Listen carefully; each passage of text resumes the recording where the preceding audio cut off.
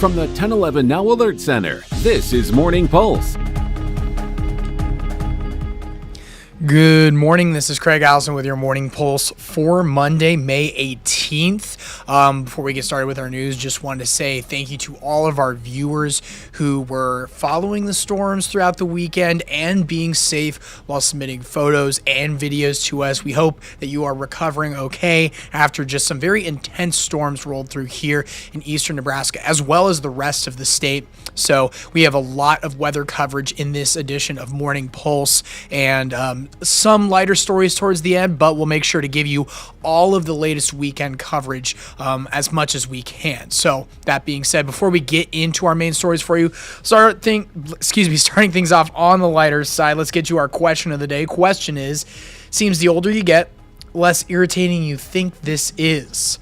What is it? The answer is whistling. I didn't see that coming. I know the morning crew disagrees with this one. I mean, didn't anybody watch Snow White?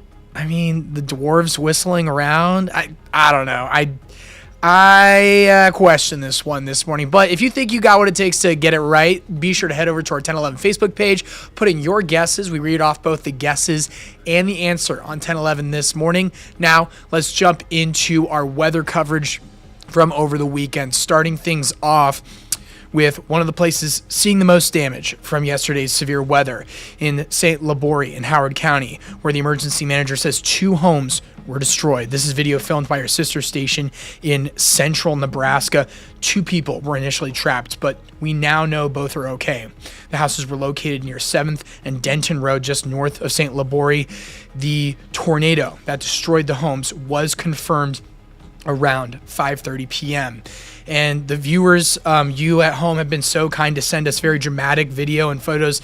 This right here, the first video, comes from Brianna West in St. Laborie, who had a run-in with that tornado there, one of the many places that saw severe weather yesterday. This was taken shortly after 5 p.m. This next picture here comes from Samantha Johnson in Holdridge. We're not sure when this was taken, but it's just a really crazy close-up look at the lightning there. And this last submission comes from Taylor Zimmerman from DeWitt, showing the size of hail being compared to wiffle balls. You can send in your photos through the 1011 Now app and our website. Again, thank you to everybody who sent these in, and we hope you are staying safe while getting some very dramatic video and photos from over this weekend.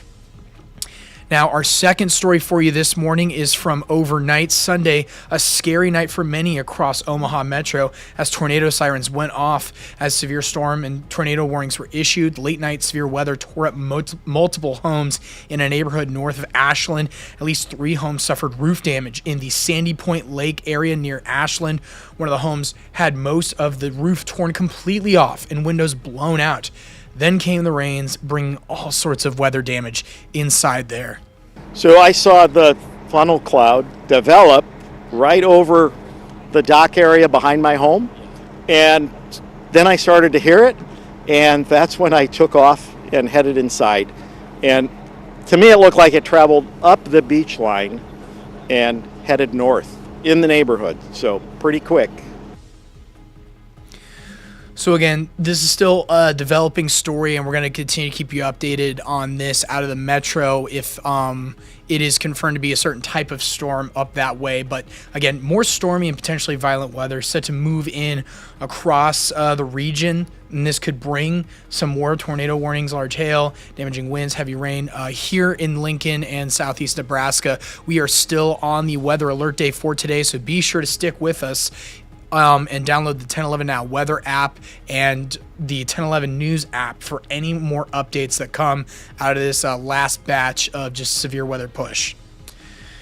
We're now going to move over to Fairbury, where residents spent Sunday cleaning up after powerful storms ripped through the area Saturday night, leaving damage and thousands without power. Emergency management officials say straight-line winds reaching nearly 90 miles per hour tore through, damaging trees, homes, and vehicles.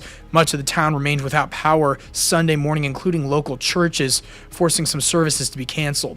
Residents spent the day cutting up fallen branches, hauling debris, and actually just being a little bit of Nebraska nice and helping each other out through the damage. That's what you do in a small town. That's how I was brought up. You help to be in service to other people, and so that's what you do. I didn't even ask her to help. We just do. That's what we do. We help. That was Patty Seitz. Isn't that just a perfect example of Nebraska nice right there? Just helping out the neighbors and just cleaning up afterwards. Now, officials do estimate 60 to 70% of trees in town were damaged during that storm. And wrapping things up with our storm coverage, we're moving over to Kearney, where, again, same situation. Saturday storms lead to Sunday recovery. So Kearney police are asking drivers to stay away from the area along Highway 78, where the Buffalo County Emergency Manager says one of the hardest hit areas there. So you could see more video of residents just trying to clean up debris, and city and street power crews are working to get power lines back up. So this is a lot of coverage across the state that we've been trying to follow from over the weekend and bring you the latest here, just following up on Monday. So be sure to stick with us as we still, again, have one more weather alert day and could find out more details from each one of these stories across the state. We're now going to switch things over to some lighter news, some good news, in fact. Husker sports. Before the storms rolled into Lincoln yesterday, Nebraska softball punched their ticket to the super regional round of the NCAA tournament. This means the Huskers will host a super regional here in Lincoln for the first time in school history. Big Red taking down Grand Canyon to win the Lincoln Regional yesterday. Nebraska was 2-0 coming into Sunday, so they just needed to win once. And with the win, they improved to 49-6 on the season, extending their win streak to 24 games. That's the longest win streak in program history. Here from Coach Ravel and Jordy. We were so good at just being so together in the dugout, and that's what I was really feeling like. You know, we knew that that team was going to fight. It's awesome. I think a little earlier I said that not many people get to actually live this dream, but it's a dream so many have, and we're just grateful that we get to, and to do it with each other. Like you said, it's not just one or two of us, but it is so many of us, and so it's really exciting.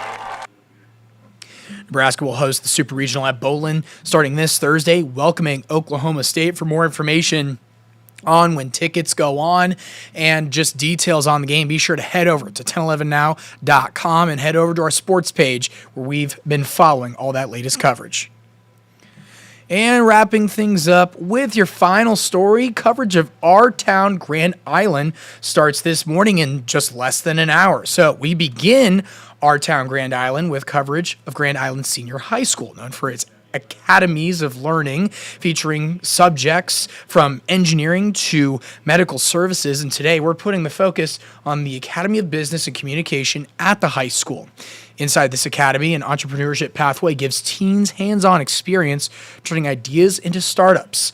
In a business incubator, students look at ways to create small businesses without the extra cost, then test those ideas with community partners. School district even sets aside funding so students can launch their ideas into businesses. And with that, the Grand Island Senior High Entrepreneurship Pathway teacher says you'll often see flyers around campus, posts on social media promoting student-run businesses. Now, coming up on Pure Nebraska this morning, be sure to hear from the Pathway teacher and just get a more in-depth look at this program coming up, again, 9 a.m. on Pure Nebraska. So be sure to tune in later this morning. That's going to do it, though, for you on this edition of Morning Pulse. When we wrap things up, we'll look at your 7-day, again, weather alert day today, but Brandon Rector has more on that right now. Good Monday morning. Meteorologist Brandon Rector with you in the 1011 Severe Weather Center. We have a weather alert day for today, again, due to the potential for severe thunderstorms. In fact, looking likely in southeastern Nebraska and northeastern Kansas. Large hail, damaging winds, and isolated to potentially widely scattered tornadoes are possible. This is going to be during the afternoon and into the evening. There is a marginal to moderate risk of severe thunderstorms for today in eastern Nebraska, northeastern Kansas. It looks like the best chance will be around Omaha, Lincoln, Hebron, south and east, where we could have numerous to widespread severe thunderstorms. We'll see a chance of isolated to scattered showers, maybe a few thunderstorms this morning and early afternoon, but late afternoon into the evening, we have that potential for thunderstorms, especially southeastern Nebraska and northeastern Kansas. Rain chance should diminish after 10. Temperatures at noon, low 40s to upper 70s, at 4, low 40s to low 80s. From the 1011 Now Alert Center, this is Morning Pulse.